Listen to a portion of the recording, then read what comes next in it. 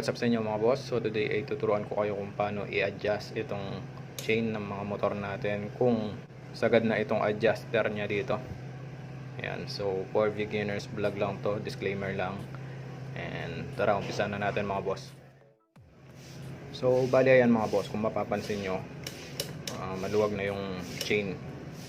And kung mapapansin nyo din, sobrang sagad na yung adjustment niya dito o yung adjuster niya. Ayan. So ngayon, ang una natin gagawin, luluwagan natin itong axle niya dito, yung rear axle.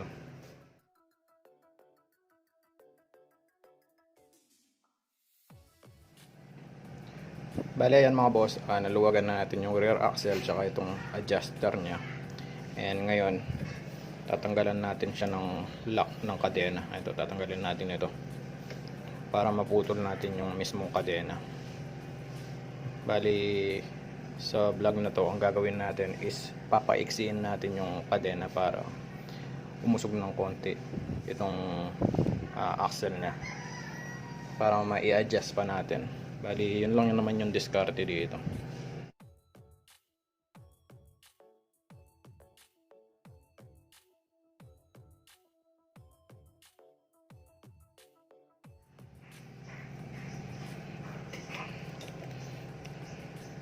Bale, yan mga boss, kung mapapansin nyo sa ginawa natin yan, ayan, sumobra na yung ating chain. Ayan, diba? Kaya puputulan natin to, gagamit tayo ng pangputol ng kadena.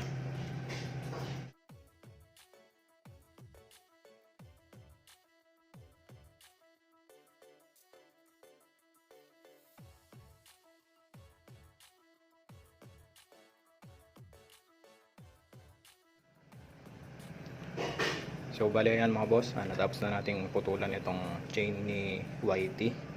And ganun lang naman kapag sobrang sagad na yung adjuster mo,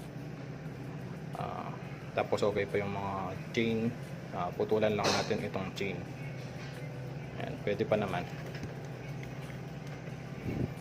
Ayan, so ayun lang, hanggang dito na lang yung vlog natin.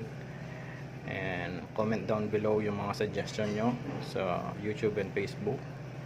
Tapos wala, itong sprocket, rear sprocket ni YT, ayan, palitin na to. Ayan, 415. Siguro kapag pinalitan ko to, maglalaki ako kasi sobrang nipis. So ayun lang, like, comment, share, and subscribe mga boss always. Ride safe.